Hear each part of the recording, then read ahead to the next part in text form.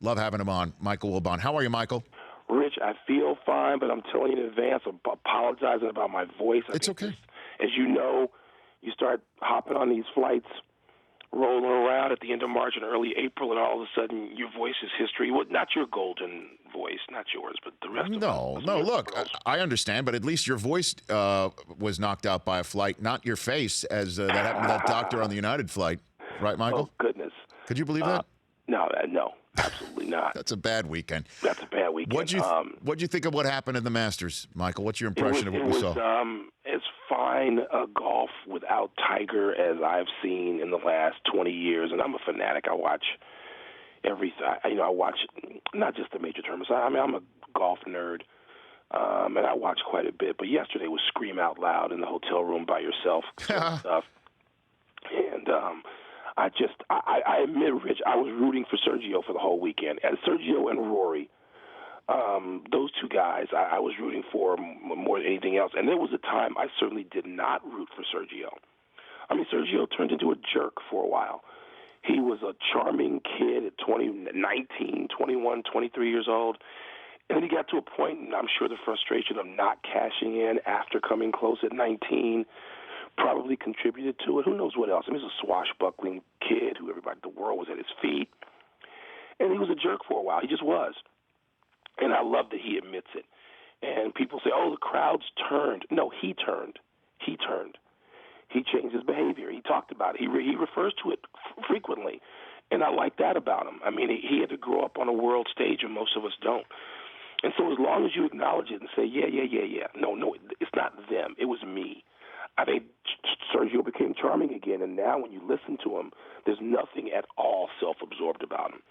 And so I was rooting for him the whole time, the whole weekend, actually. And then yesterday, the payoff was just, I mean, the shots, the missed putts, just extraordinary. Yeah, I was remarking, too. The back nine at Augusta National is an all-time location. And I know that might be stating the obvious, but just once again, as you pointed out, here we have last week alone, right, where you just fill in the blanks of the NCAA tournament and who's in the Masters, and the settings and the tournaments and the events just take care of themselves. It's riveting. It kind of doesn't matter who's in it, except when you're talking about golf minus Tiger, the way you actually put it right there.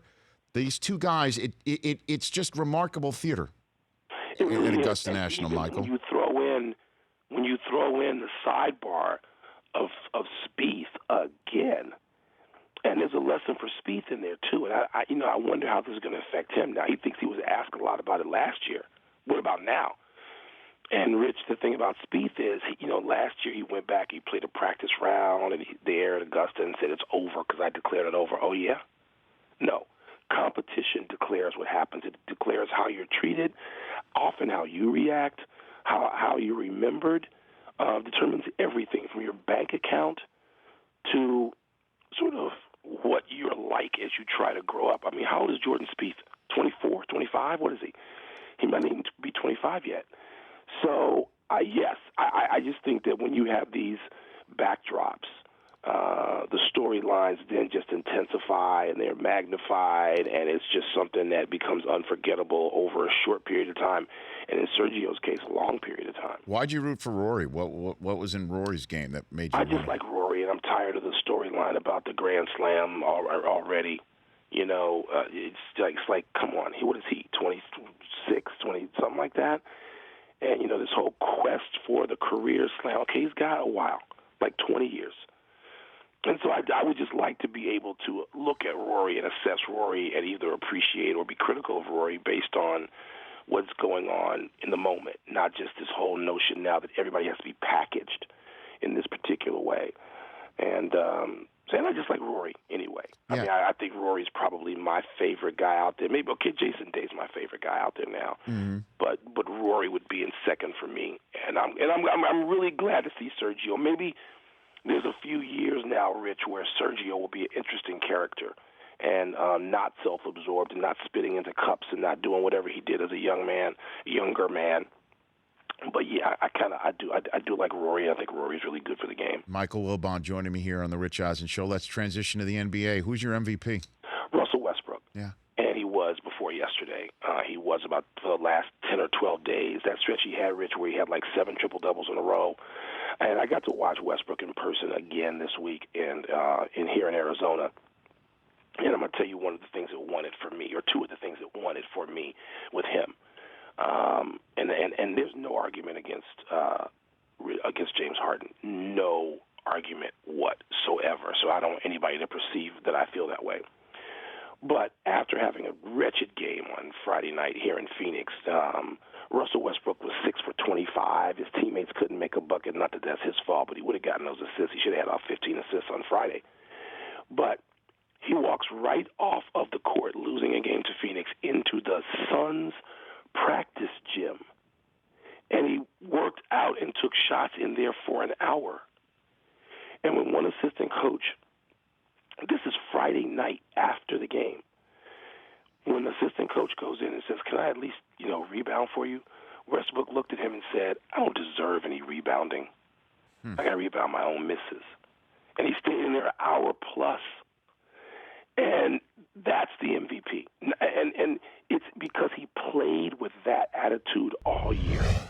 And at a time when I haven't gotten to the record yet, at a time when more guys are whining about time off and days off and back-to-backs, he was a guy who has played all 81 games so far. I don't even know if he'll play the 82nd, doesn't matter. 81 games. He didn't ask for anything off. His whole off is get off me. That's his off. And to play with that relentlessness and that attitude and restore the faith and the value in a ticket purchased by a mother or father to take a child play, to see him play, that's the MVP. Because you can't count on anything in the NBA these days when it comes to a patron buying a ticket to take a child to see a game. You can't count on anybody. You can count on Russell Westbrook. You can count on Harden, too. But my tiebreaker, and let's face it, we're talking tiebreakers, Rich. That's all we're talking here. Yeah, we are. Because these guys have had such great seasons. What he's done, if you say somebody in Oscar, I'm of an age where I do remember the end of Oscar. I can't remember 1962. I was 3 years old. But I remember the end of Oscar when he was playing with Kareem in Milwaukee. Playing with Lou Alcindor in Milwaukee. Yes. And so, to me, it's Russell Westbrook with apologies to James Harden, who had a great season and will likely go further in the playoffs. By the way, how about if those two square off in the second round? Oh, it's going to happen. How great is that? Westbrook and Harden are going to square off first up, Michael. I mean, this is it. Oh, that's right. 3-6. 3-6. They're going to square. They're going to square up first one. And I'm, look, Harden. One of the things that he's got going for him is the fact that, he was a me first guy. Everyone says he couldn't, no one really wants to play with him, et cetera. And he was what was wrong with Houston, and he was taking plays off, et cetera, et cetera. And now he leads the league in assists for a 50-win team. That's a shocker. I'm thinking people are discounting what's happening with Westbrook because they just assumed he was going to do it because he had to, and I think that's unfair.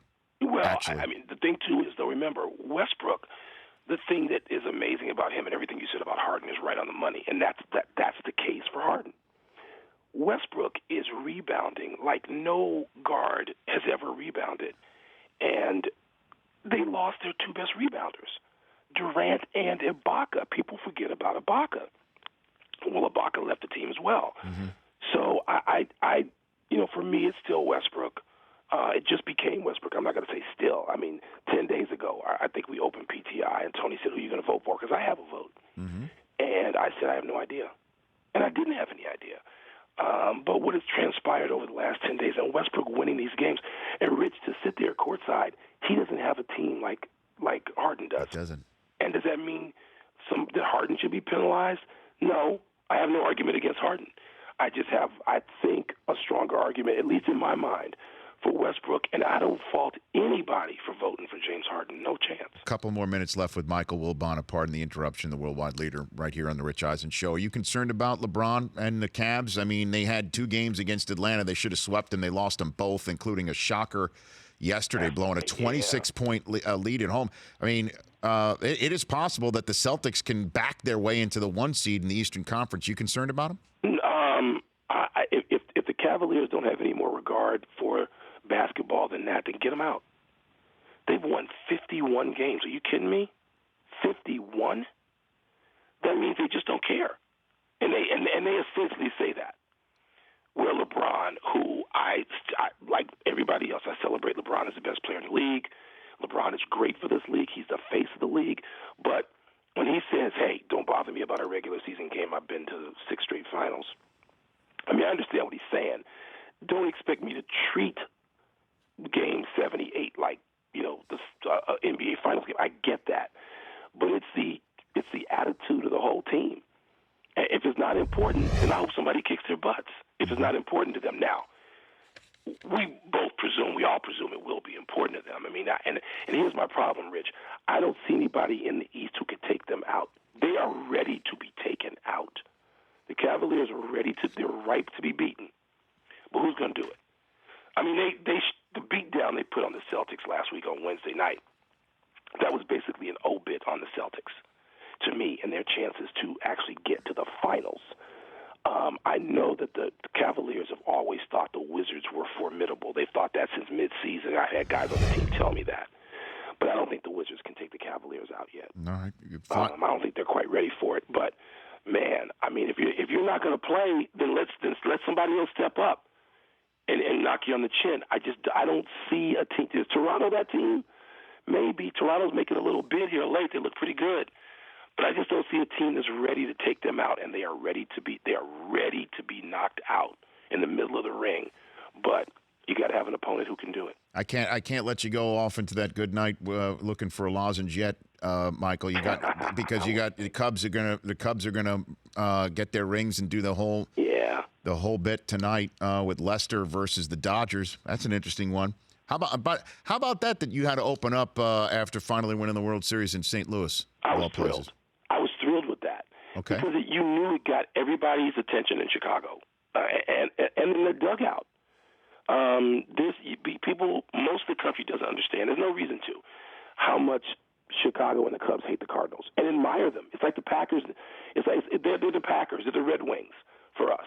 Mm-hmm. They're hated, and so and hated and admired because they do it the right way and they win. So the best thing the Cubs could do to me is not open up with, I don't care anybody else. I want to open up with the Cardinals. And when I saw that schedule, I was thrilled. I told Bud Selig asked me last week. I had lunch with Bud. Yeah. And he said, how do you feel about opening up with the Cardinals? And I was like, thrilled. Thrilled about it. And it got their attention. They won 2 out of 3. They won 2 out of 3 in Milwaukee, a team that hates us. And so now to go home and the Dodgers. I mean, everybody's picking the Dodgers, right? The Dodgers are, I think, except in Vegas, the Dodgers in baseball circles seem to be the favorite over the Cubs in the National League. Good. Then let's get the Dodgers. Now, you can't have a chip on your shoulder for 160. This isn't Russell Westbrook. But this is a cool thing that they're going to have a real team in there, a team with much greater history than our own in the Dodgers. And so I was glad it was the Dodgers. I wanted it to be the Dodgers or Giants or Cardinals. It wouldn't be the Cardinals again. But that's a really cool thing. And, Rich, I have vowed I'm not going to behave badly this year with the Cubs. I'm not going to be a churlish guy who's on some crusade. But, that's probably a lie. I'm probably going to behave just as badly as I did last year. Enjoy it, Michael. Enjoy it. Thanks for calling in. Say hi to Tony for me. I will, please. You take care. I owe you one with a real voice. I apologize. Oh, come on, man. Michael, please. Thanks for having me. No, it just reminds me that with that voice, I got to see Officer and a Gentleman again. That's very Deborah Winger-esque of you. I haven't seen it in years. Just strolling down memory lane. Oh, my goodness. All right, listen, man, be well. And hopefully I'll talk to you soon. You got it. That's Michael Wilbon. The Rich Eisen Show, weekdays at noon Eastern on Audience.